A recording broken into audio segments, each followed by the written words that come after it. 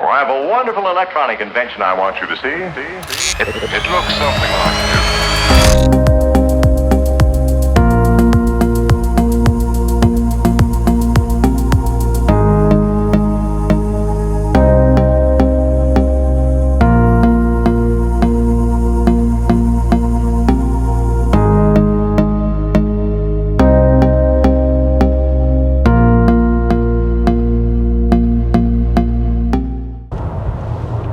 This is the 2019 VW e-Golf.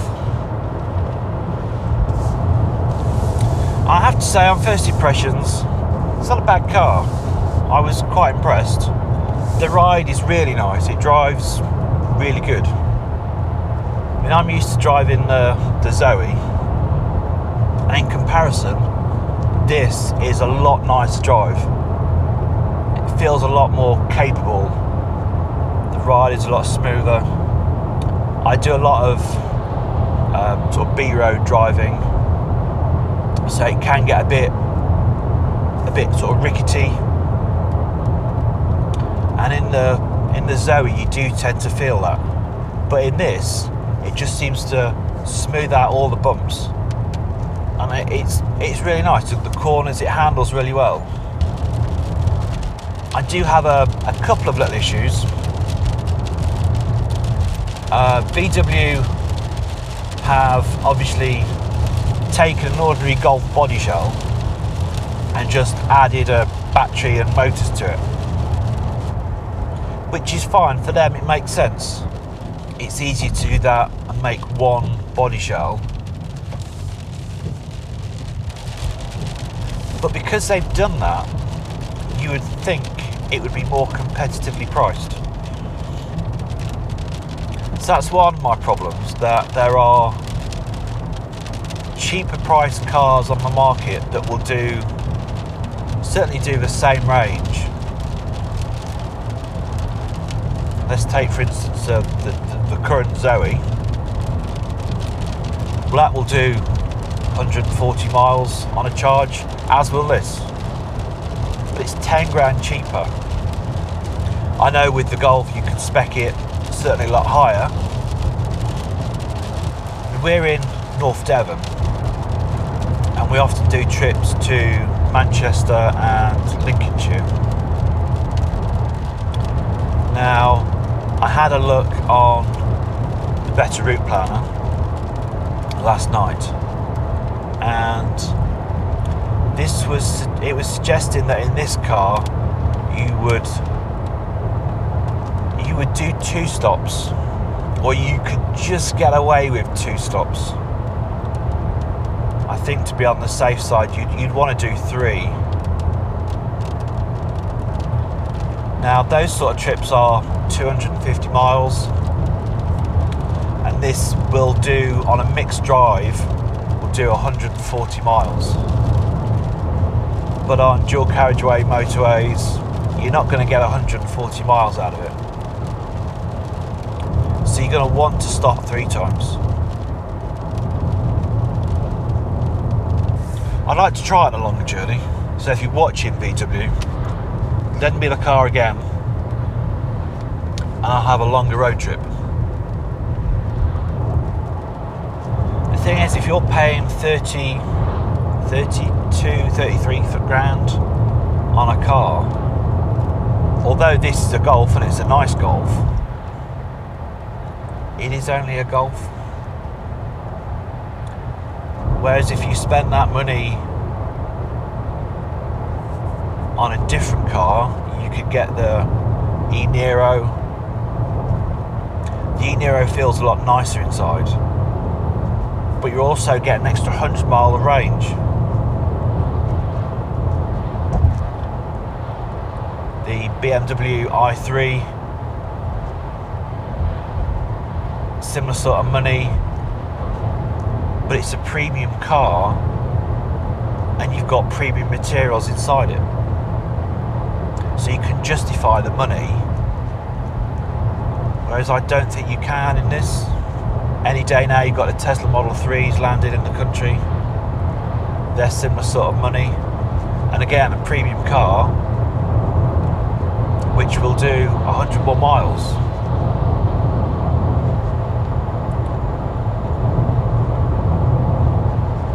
So if it was my money, I really don't know that I could justify the money on the car. It's a lovely car, don't get me wrong. It handles really well, it drives really well, but it's just, it doesn't feel like a 32 grand car. If it was 25 grand, yeah, it's a good car and it'd be worth the money. It's the right range for the money. I just don't know how you could justify 32 grand for 144 miles of range.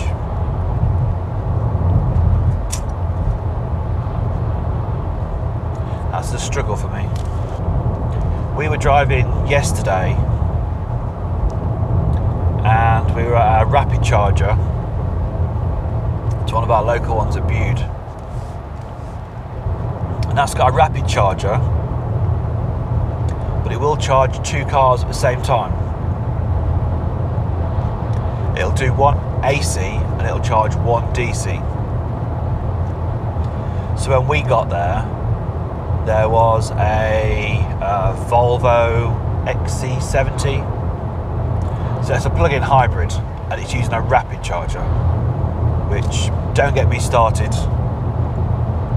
I was absolutely fuming. But anyhow, that aside, it was obviously charging on the Type 2 plug, so I could charge if I parked next to him, because this has got CCS.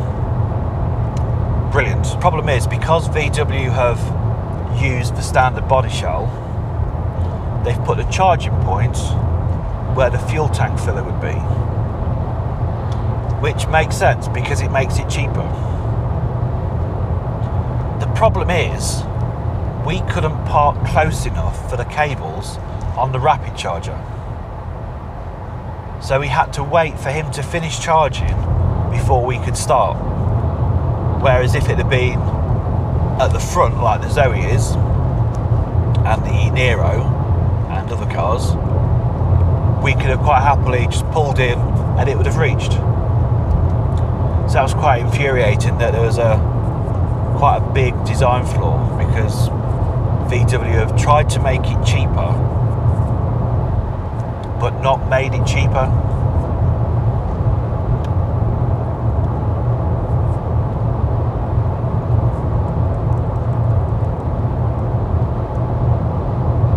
It's little things like that that you just think, why spend the money on? Why spend the money on it when there are other cars that will do it better?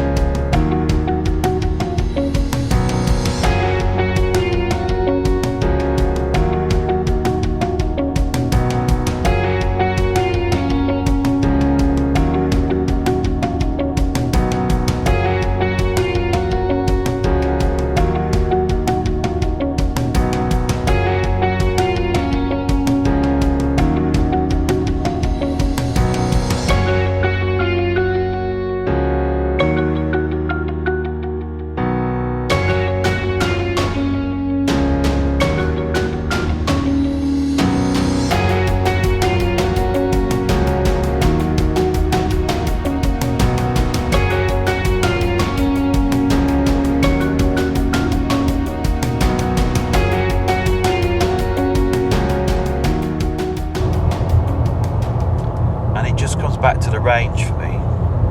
I suppose at the end of the day, it depends how many miles you want to do. You know, how many miles do you commute to work? What sort of commuting are you doing? What sort of driving are you doing?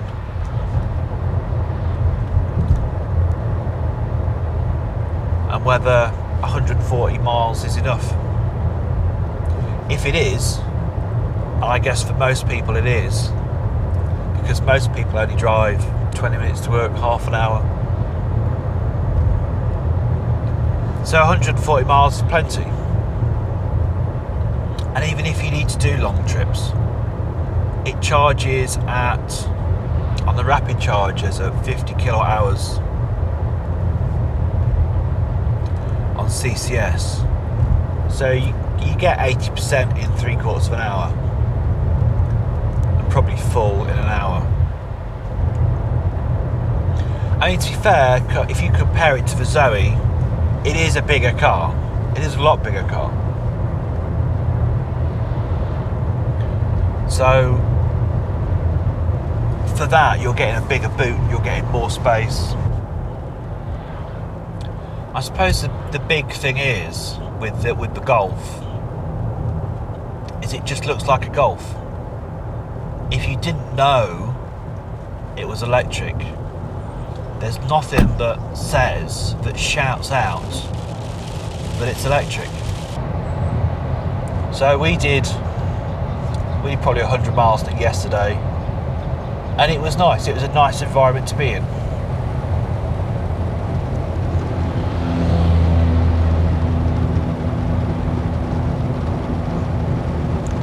My only I've only got two issues with the Golf, with the e-Golf. One is the charging point. It's in the wrong place. And two, the price. The price for the mileage that it does on a charge. It's just too much.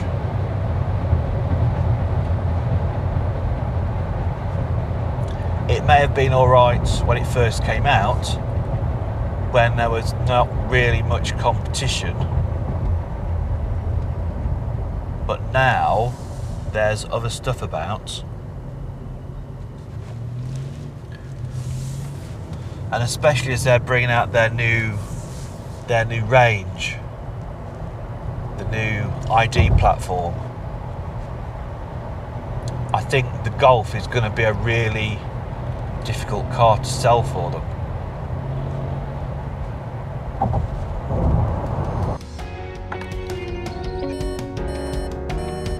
I hope you enjoyed this video and found it informative. Don't forget to subscribe to the channel and click the bell for notifications. Follow us on Twitter and like us on Facebook and Instagram. See you on the next one.